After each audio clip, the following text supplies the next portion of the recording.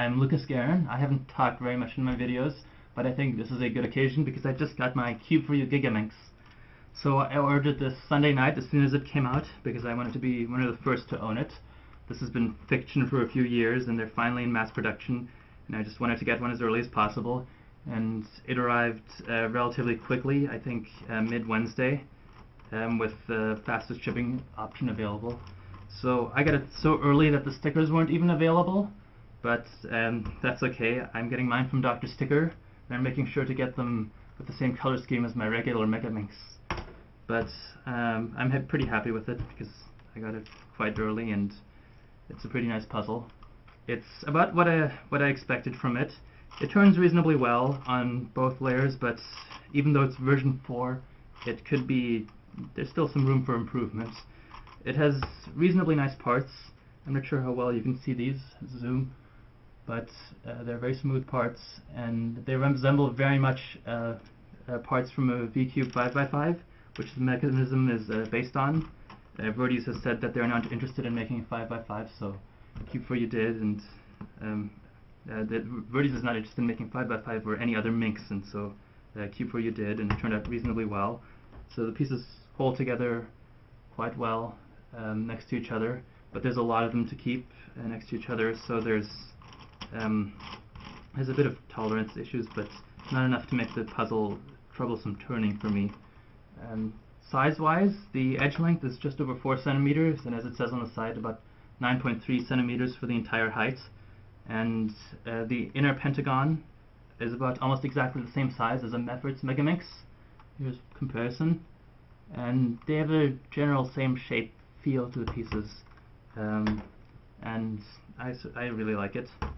And so, as I said, it's not perfect. I've played with Ali's Gigaminx at a Berkeley meetup, which turned very nicely on both layers. Just walking around, casually doing turns on it, I solved it in about 30 minutes. And this Gigaminx, I agree with Dan Cohen, nobody's going to sub-10 this for a while, but I think it feels pretty comfortable in my hands. It feels pretty comfortable doing turns. So once I get my stickers, all 372 of them, I'm going to put those on and do a few solves in it, and I think I'll be pretty happy with the movement when I do that.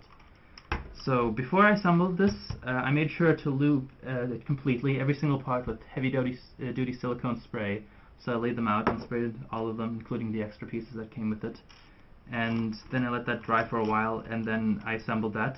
At the end of this video, there's going to be a time-lapse of about the 2 hours it took me to assemble it. So I lubed it, and then I assembled it. First, I put the screws and screwed the center pieces to the core. Now for that, I used, instead of the ones that they gave me, I used just regular DIY springs from Cube4you DIYs. The ones that came with it didn't have any washers. They just had springs with slightly fatter ends and screws to go with those.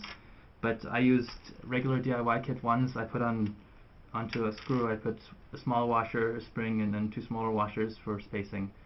And I made sure to use these screws that I had that had about 1 centimeter of thread. For some reason, there's screws that have 1 centimeter and screws that have about 6 millimeter of thread. And I don't know how to distinguish the sets, except I had some 1 centimeter ones and made sure to use those.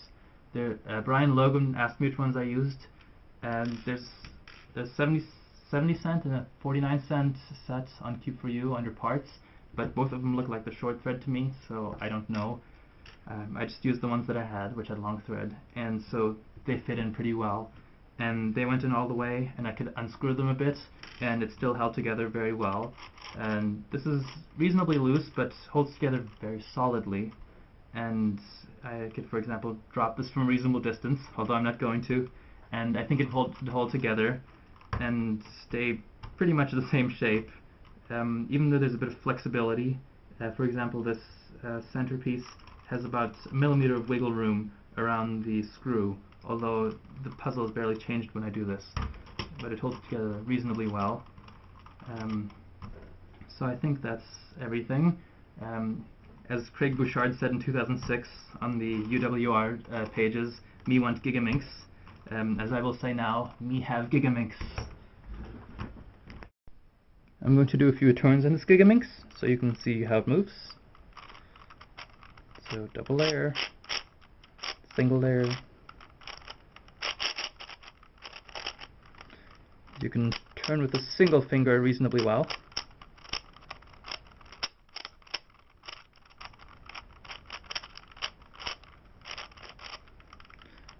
It handles misalignments quite well, actually.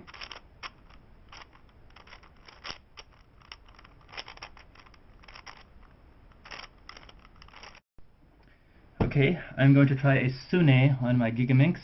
My record for this is, I think, is 4.8 seconds.